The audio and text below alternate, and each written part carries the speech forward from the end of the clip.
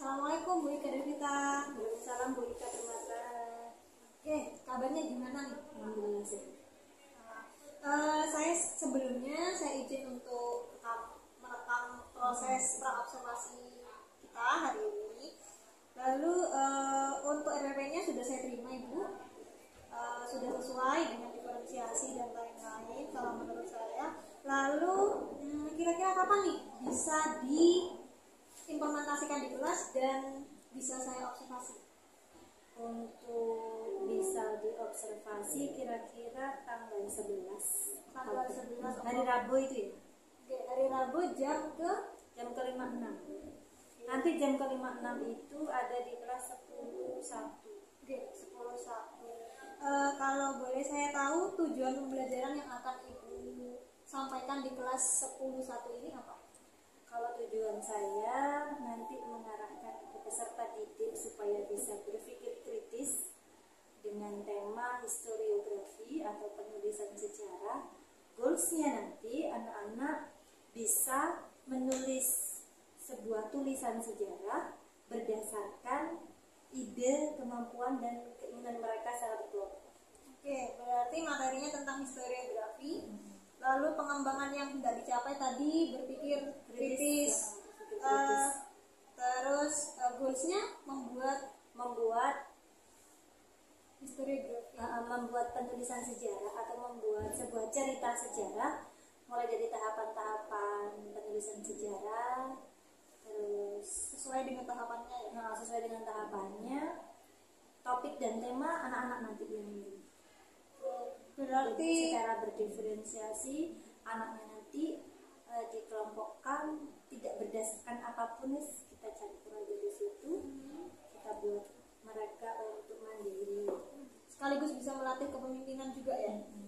Oke, jadi strateginya tadi menggunakan diferensiasi produk ya. Diferensiasi ya produk karena akhirnya akhirnya berbeda. Ada yang bikin makalah essay, ada yang mau bikin video, tapi entah ya yang video, karena kan ini peristiwa sejarah ya kan, buktinya juga agak susah.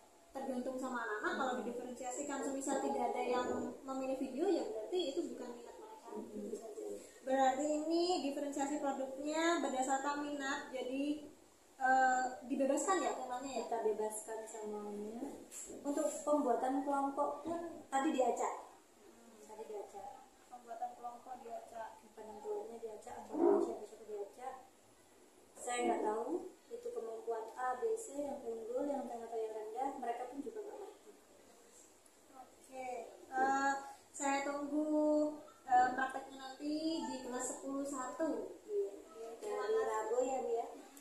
Terima kasih Ibu Ika Devita. Sama-sama. Assalamualaikum. Waalaikumsalam.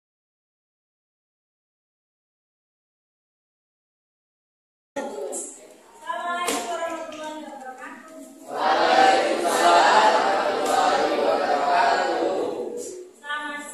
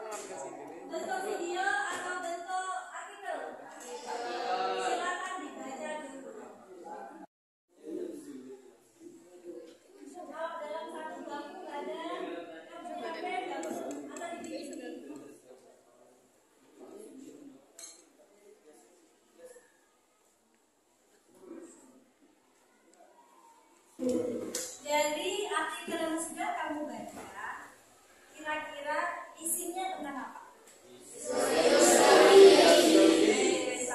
Historiografi itu apa sih? Kok bisa dikatakan sebagai penulisan sejarah?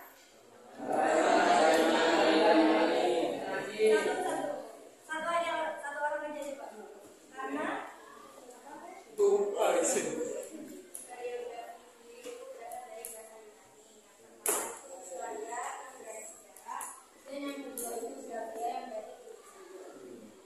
berasal dari Yunani, sejarah, historia, penulisan. Berarti bisa disimpulkan sebagai penulisan sejarah. Tapi tidak cukup dalam penulisan sejarah saja. Mungkin ada pendapat lain dari isinya itu apa aja selain pengertiannya. Jenisnya. Ada berapa jenisnya? Ada 4. Yang pertama, historiografi tradisional.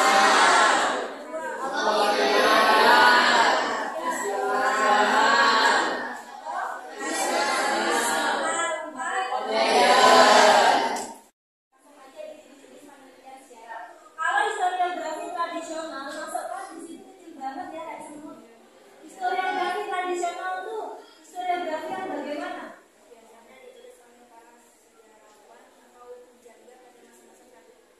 Tradisional ditulis oleh seorang pujangga atau sejarawan di masa kerajaan. Bentuk isinya kayak apa? Isi sejarahnya atau bentuk cerita peristiwa sejarah yang ditulis. Istana sentris itu gimana sih?